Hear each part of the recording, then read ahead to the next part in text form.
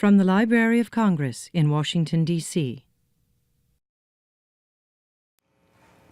Sara Sue Hoklotubbe is an award-winning mystery novelist and a citizen of the Cherokee Nation of Oklahoma. Her Sadie Walela books, which feature a savvy Cherokee heroine suspiciously similar to Sara herself, give the reader all the satisfaction of a thriller and a window into the complexities of modern Cherokee life. Her latest book in the Sadie Walela series, Sinking Suspicions, has just been published this week. Sara will be signing books downstairs this afternoon from 1 to 2 p.m., and I don't want to take up any more of her time, so without further ado, it's my great pleasure to introduce Sara Sue Hoklotubbe.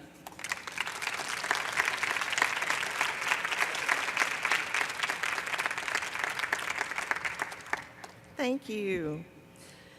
OCO. And if I ask you how you are, you would say Osta, which means good. And it is a good day to be here at the in Washington, D.C. I'm honored to be here, and I want to thank the Library of Congress for inviting me here. Lots of people want to know about my name, so I'm going to get that out of the way first. I'm a Cherokee with a Choctaw name, and it's my husband's fault. Hoklotubbe comes from two words, Oklo, which means to listen, Tubby, which means to kill. It's a warrior hunting name. When I was working on my second book, I have a Muskogee Creek character in my second book, The American Cafe, and I called a lady at the University of Oklahoma and asked her if she could help me with some Creek words. And so she called me back and she said, you know, I went down the hall and I talked to the lady who teaches the Choctaw language. And she said I should be nice to you. So I told her I hadn't killed anybody except in my books, and most of the time they deserved it. I didn't grow up always knowing that I was going to be a writer. In fact, I didn't know what I was going to be. But I did grow up listening to my dad telling stories. He was a storyteller. And so I guess I get that from him.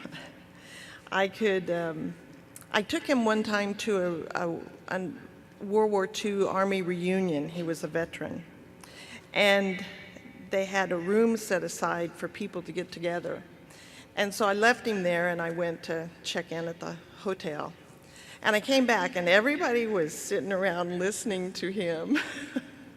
And he had them mesmerized with his storytelling. So I hope that I can do that with my books. My Cherokee grandmother lived with us from the time I was small, and she was very inspirational. She was always telling me I could do anything I wanted to do, and I believed her. She was definitely an inspiration to me. I graduated from the University of Oklahoma with a degree in political science and a minor in music, so that kind of tells you that I still didn't know what I wanted to do. So I went to work in the banking business. It was a good way to pay the bills. And I spent 21 years in banking. And so you won't be surprised that my first book starts out with a bank robbery. But after spending 21 years in the banking business, my husband came along and took me away from all that. And he was working at that time on the island of Maui in Hawaii. And so I moved to Hawaii. I went to get a job. I was 45 years old. I had spent all these years banging my head against that glass ceiling, and all I had to show for it was a headache. But I went there and I couldn't get a job. They didn't want to hire me because I was an outsider.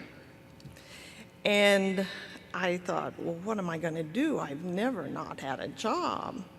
My husband said, well, isn't there something else that maybe you've always wanted to do? And I said, you know, I think I want to write. and I'm going to write a book about how terrible women are treated in the banking business. And he said, okay, go write. So I went to the community college there on Maui, took some classes to remind myself what it was I used to know from English class in high school and college. And it really kind of got my juices flowing, and I was able to head in the path of writing. The first day in class, the instructor looked at the roster, and he would call off each person's name. And I could tell when he got to mine because he looked at the paper, and he looked at me, and he looked at the paper, and he looked at me, and I said, it's Hoklotubbe. And he said, you know, this would look really good on the front of a book. And I said, oh yeah, okay, we're gonna do this. So he created a monster. When I did start writing my first book, I started with a bank robbery because you write what you know, and banks was what I knew. And so I detailed a bank robbery that had taken place in the bank where I worked. I was not robbed, thank goodness, but a friend of mine was. And so I knew the details of the robbery, so I started writing that as a first scene. And my idea of writing a book about how bad women are treated in the banking business went away. And the book took off. And that book turned into Deception on All Accounts, and that was my first book. And at that time, I really kind of wrote with no fear because I didn't know what I was supposed to do, so I didn't know if I was doing something wrong. In fact, I later heard an Oklahoma state senator, Enoch Kelly Haney, say that he was not only an artist, but he had become a sculptor. And he was talking to a group of kids, and he said, since I have no training in sculpting, I have no limits. And I thought, I can go with that. I have no training, so I have no limits. So I just started writing. And I didn't really start out to write a mystery. I just wanted to write a good story. When I turned in my manuscript the first time, the late Lewis Owens, who was a Native American scholar, wrote a review and said he thought that my strength was in writing a good story rather than anything else. And I said, okay, we got it. We got it going. But then as the University of Arizona liked my manuscript and they wanted to publish it, and they said, we want to publish your mystery. And I said, okay, it's a mystery. So, Sadie Walela is my main character. Walela is the Cherokee word for hummingbird. And she's a down-to-earth, she's kind of headstrong. Her best friends are Sunny, her wolf dog, and Joe, her paint stallion. And she doesn't really go looking for trouble. She doesn't go looking for crimes to solve. They just kind of fall into her life. And that's how my books are set. She's an amateur sleuth. And one of the reasons that the University of Arizona Press liked my first manuscript was that they said I didn't have any mythical, stereotypical characters that are prevalent today in movies and books. And my books are set in current day. They're in Cherokee country, set in northeastern Oklahoma in the Cherokee Nation. And so they said, we'd like to publish your mystery if on one condition, you will add another Native professional character, because they like that about my book, that I had Native people that were like we are every day, professional people. And they suggested maybe a doctor or something like that. And so I went back and I added another police officer. And it's not too easy to go back to the beginning, add a character, because it has ripple effects through the entire book. So I added Lance Smith, and he became my extra Indian Cherokee character. And it's kind of funny because in the second book, he gets a much bigger role, and he starts trying to steal Sadie's heart. And then in the third book, he gets an even bigger part. And a lot of my readers have decided he is their favorite character. So out of that suggestion grew Lance Smith.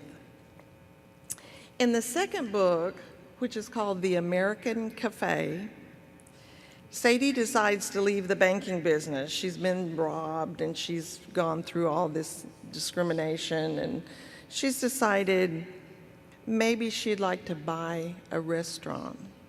Her great aunt had owned one in the past, and she thought that would be a good idea. There was one for sale in Liberty, Oklahoma, which is not too far from Uchi, where she lives. And so she does. She buys that restaurant. The first day she's there, and the former owner is murdered. And all of a sudden, she finds herself in the middle of another murder investigation. And guess who the new police officer is in town? That would be Lance Smith. And so we have Sadie and Lance solving another murder in the American Cafe. The latest book, which is Sinking Suspicions, she has sold the cafe, and she's decided to become a travel agent. That way she doesn't have to deal with bank robbers, and she doesn't have to deal with the very hard work of running a restaurant. So the book opens up, and she goes to Maui to meet the owners of the company that she's going to book all these vacations through. And her neighbor, who is Buck Skinner, full-blood World War II veteran, goes missing. And Lance is there, and he's taking care of Sonny and Joe, and he's thinking, where did this old man go? Well, they discover that an identity thief has been using Buck's name and social security number and causing all kinds of havoc for him. And he turns up dead. And so Buck is accused of murdering the identity thief, but nobody can find Buck. And here's Sadie off in Hawaii. So she's thinking, I've got to get back. I've got to help my neighbor. And she experiences an earthquake. They have an earthquake where she's there. And they say you write what you know. When I was living on Maui, after we got married, we lived there for a few years, I experienced my first earthquake. Now, that might not be anything new for a lot of you people, but it was real new to me.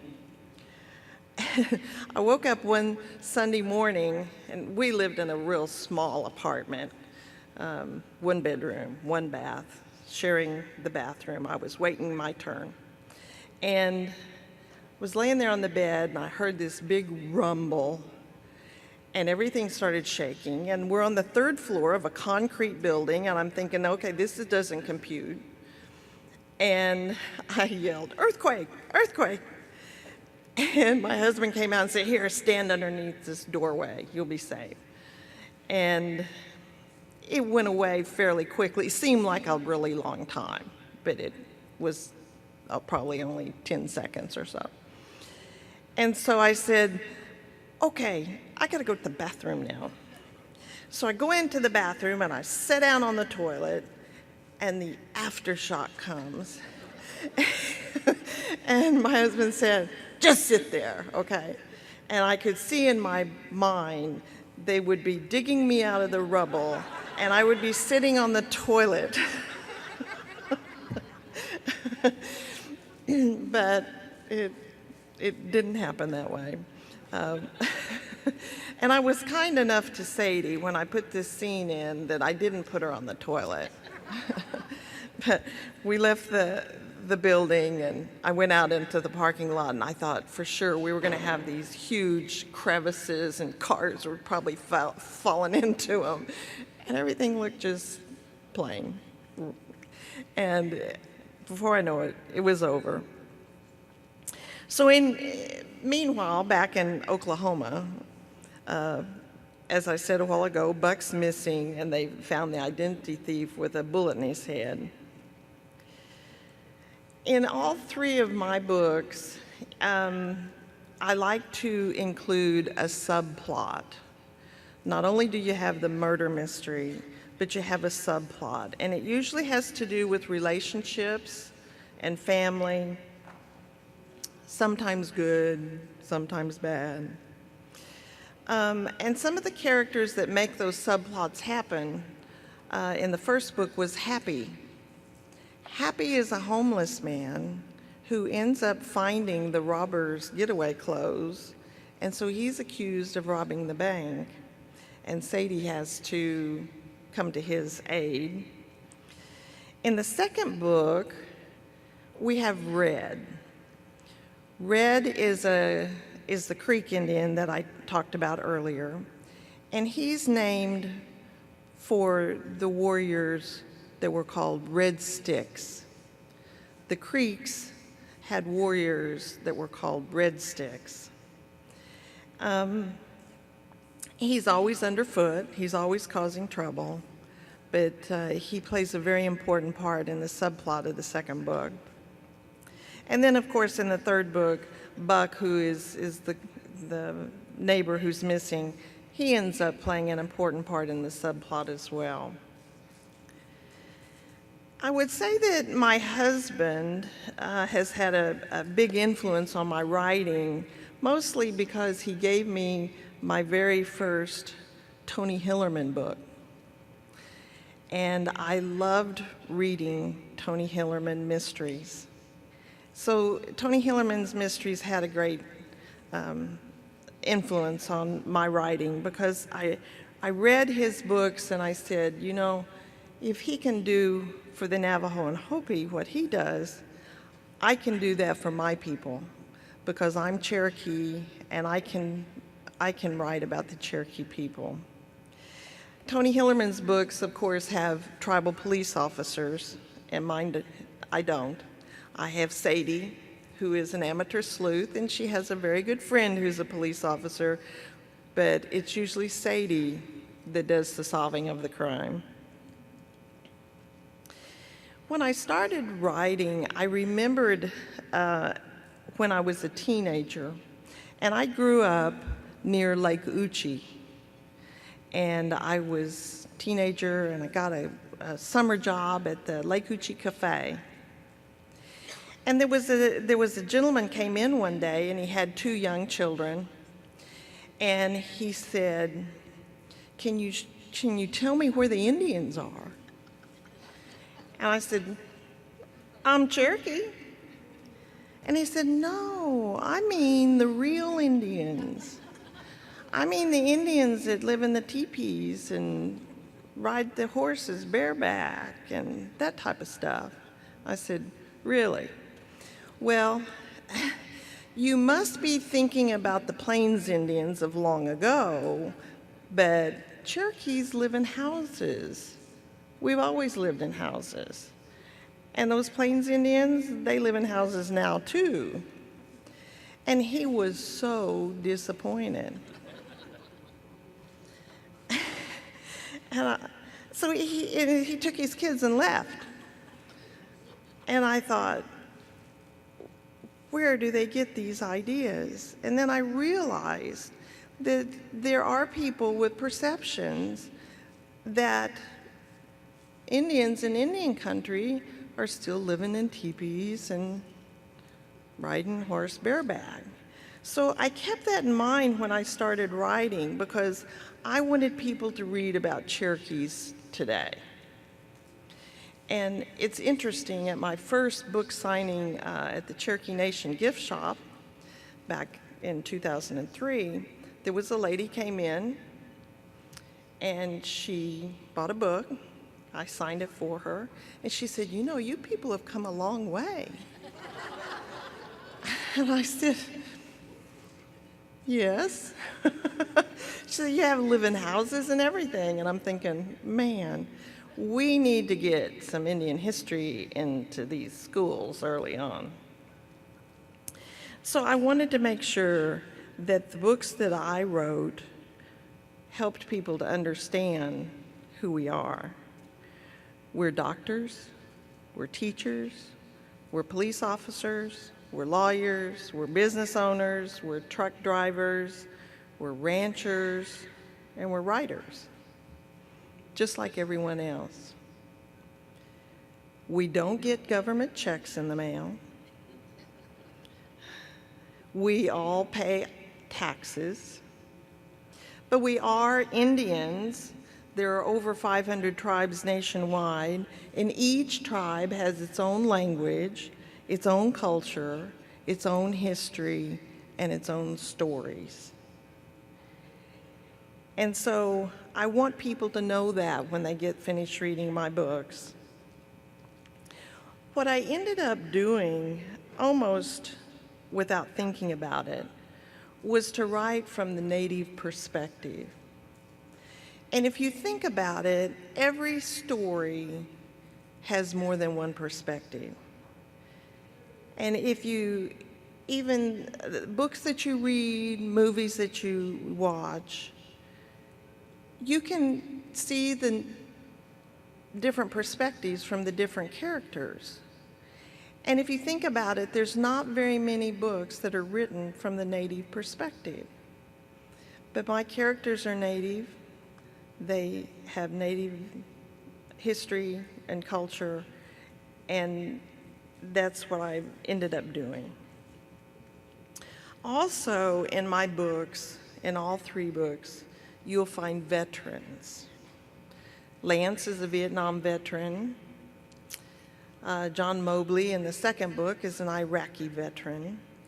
And Buck Skinner in the third book is a World War II veteran. And one of the reasons that there are veterans in my book is because veterans are everywhere in Indian country. Native people have served at a higher percentage rate than any other ethnicity in the United States.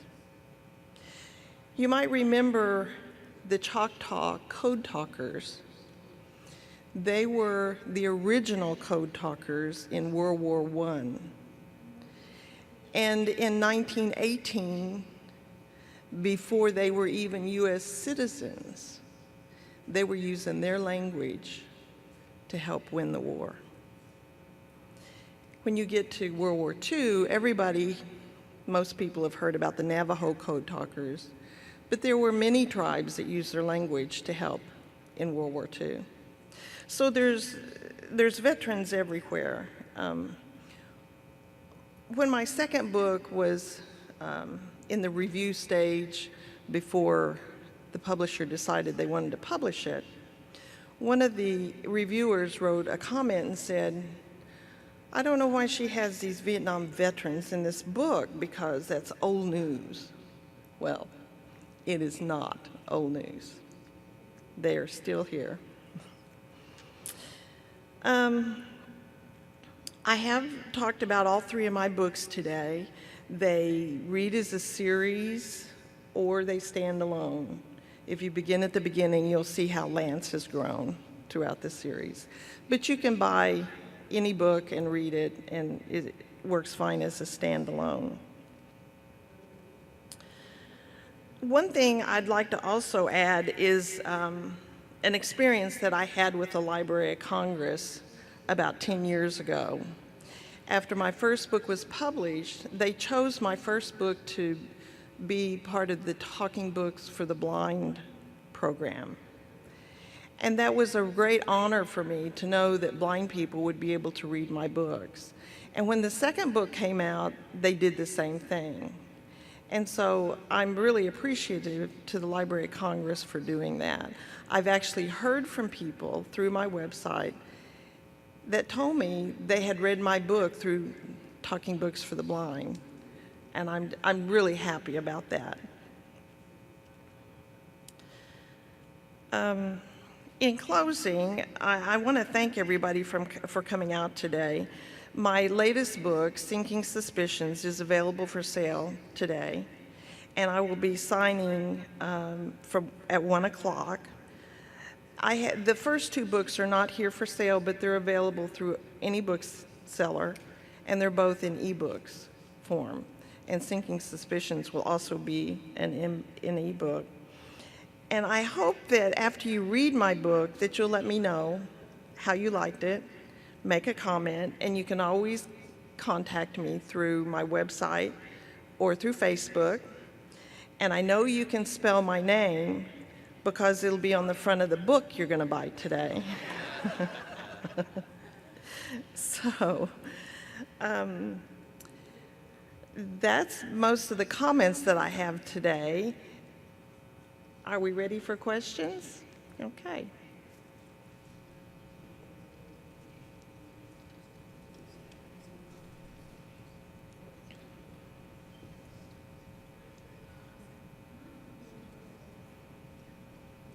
Hello.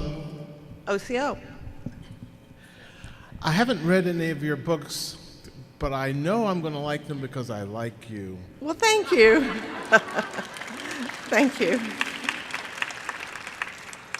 My question is about identity and the experience you had when people would read your name but not associate it with you, or look at you and not accept your native heritage.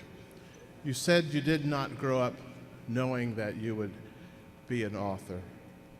Did you grow up knowing that you were Cherokee?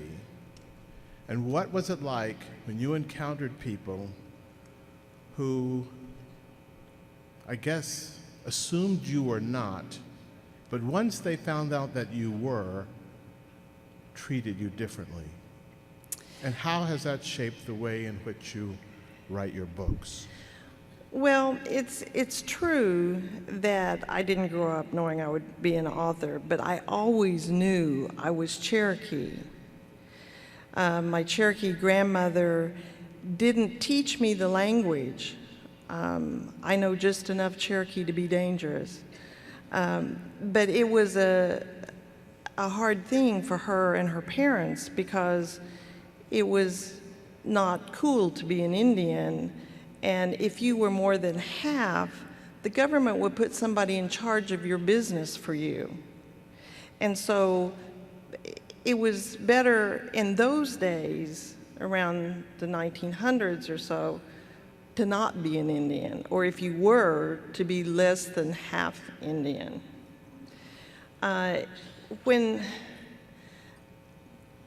Let me tell you a story. We were traveling through the London Heathrow airport a couple of years ago, and they stopped me and they looked at my name and my passport and they said, "What kind of name is this?"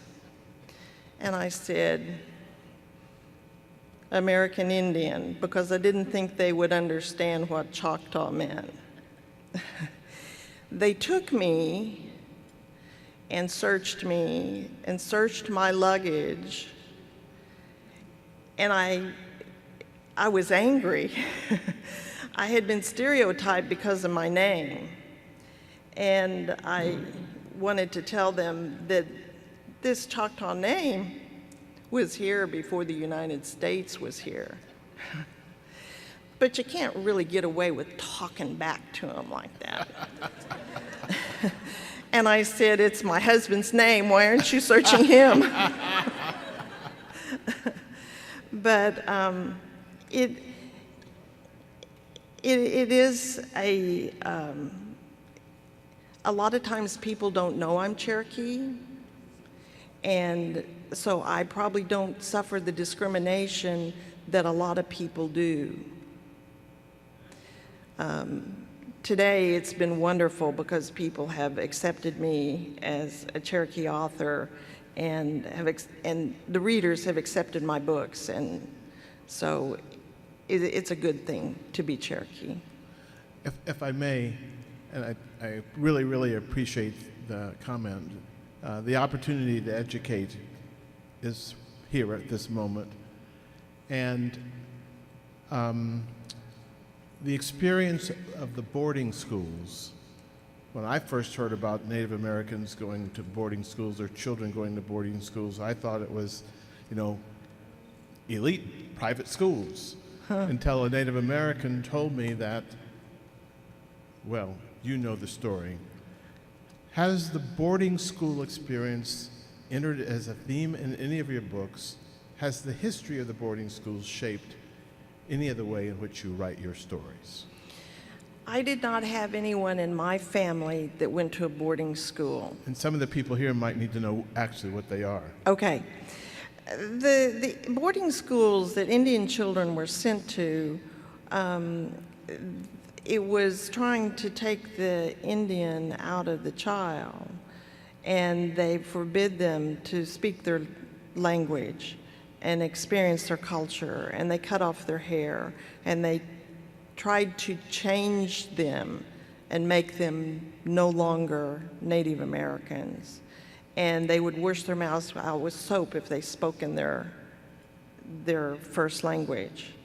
So it was a horrible experience. As I said, I don't have any immediate family members that were in boarding schools, but I have many friends who do have family members that went through that. I have not added any of that into my books as of yet. That's not to say that it won't in the future, but right now I haven't put any of that in my books. Thank you. You're welcome. Okay, do we have any other questions? Okay. How do you view other authors like Craig Johnson, who writes the Longmire series, who also portray Native Americans? And I just wonder if there is a sympathy, or do you agree with the portrayals, or are you critical of them? I believe that there are authors who are able to write about Native Americans with respect, and they do it in a good way. I know that Craig Johnson does a lot of research for his character. Margaret Cole is another author, and she writes about the Cheyenne Arapaho, and she also writes with a lot of respect and a lot of knowledge, and she's done a lot of research and knows the history of those people. If it's accurate and it's done with a good heart and a good spirit, I'm okay with that. If it's people who are making things up because it sounds Indian, I don't like that, and I am critical of that. So Tony Hillerman was accepted by the Navajo people for the books that he wrote, and he was well liked for that. And so I think it depends on how they write it and what research they do to make it right.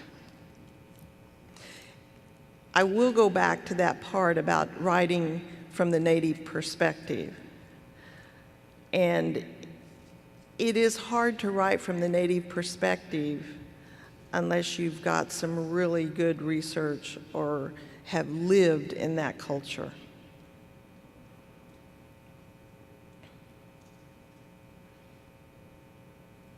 I think you have to go to a microphone. Yes.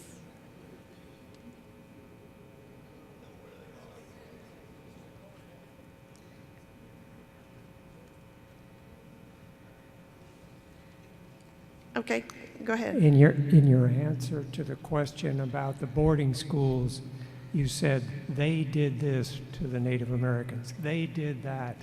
Perhaps some people here might not be fully informed as to who the they was that was perpetrating this upon the American Indians. Well, the government had set up those schools, and so it was an arm of the government. Yeah. The U.S. government.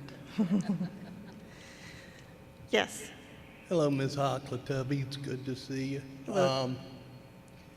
Have you or your husband, I spent quite a bit of time in the upper Midwest around the Dakotas and saw the absolute terrible way that the Native Americans were treated, and it just, in this era, blew me away.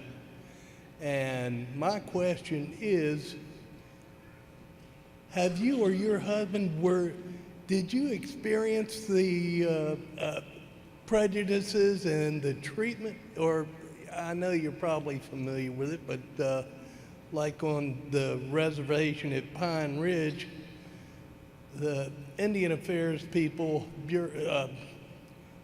treat those people like animals. Terrible. It's worse conditions than anywhere, any inner city or anything, and they're treated terrible. And you guys being Oklahoma types, did you guys experience prejudices and bigotry and stuff like that?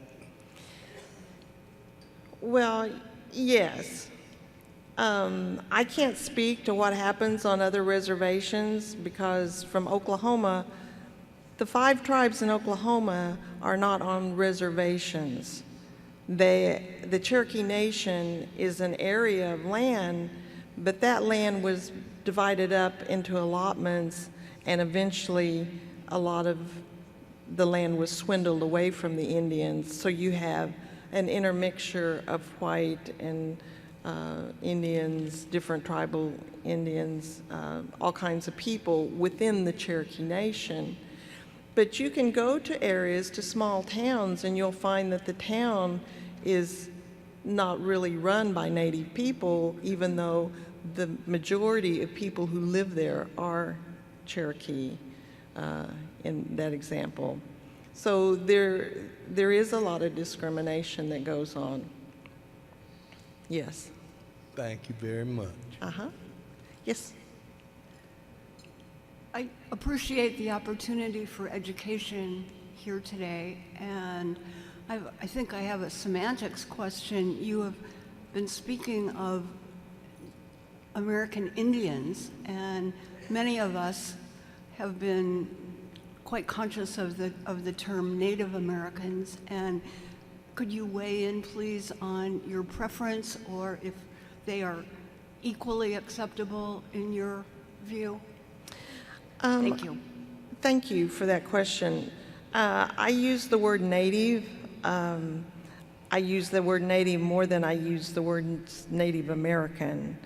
I prefer American Indian. I think the people that I know in Cherokee country prefer to be called Cherokees or whatever tribe they are. But in an overall general discussion, I prefer American Indian. Okay.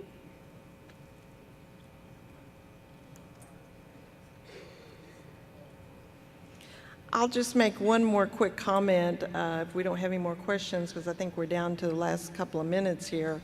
And that the Library of Congress gave us a wonderful gala last night, a reception, a program, and a nice meal. And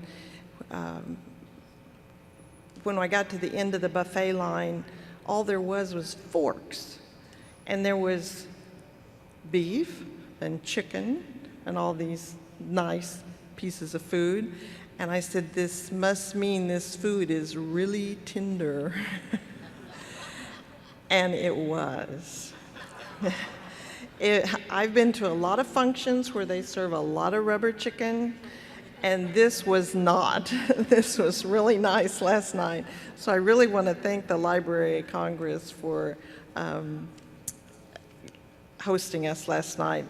It was really wonderful. Oh, we have one more question. How much time do we have?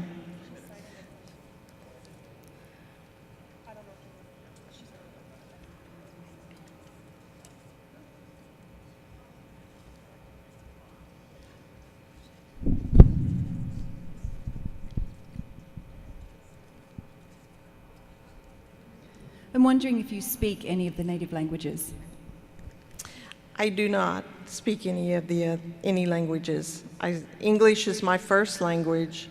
I know some Cherokee words. I sang with the Cherokee choir when we were in Tahlequah, and so I'm familiar with some pronunciations of Cherokee words, but I do not speak any other language. But you are Cherokee, am I correct? Yes. Is your family also? Yes. Does your family speak Cherokee?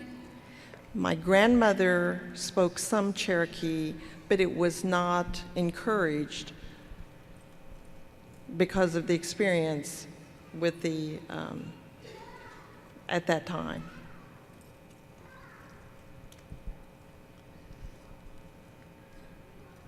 I'm wondering if you are trying to learn the Cherokee language at this stage. I do try to learn as much Cherokee as I can, yes. I'm in the same boat, so I was just curious. Thank you. Yes, yes. I actually took a Cherokee course, and I discovered that the kids that are about 10 years old learn way faster than I do.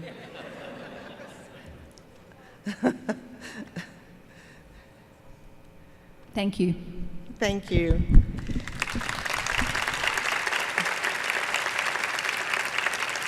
So in that vein, I would like to say wado, which means thank you in the Cherokee language. I hope to see you at 1 o'clock with a book in your hand for me to sign. This has been a presentation of the Library of Congress. Visit us at loc.gov.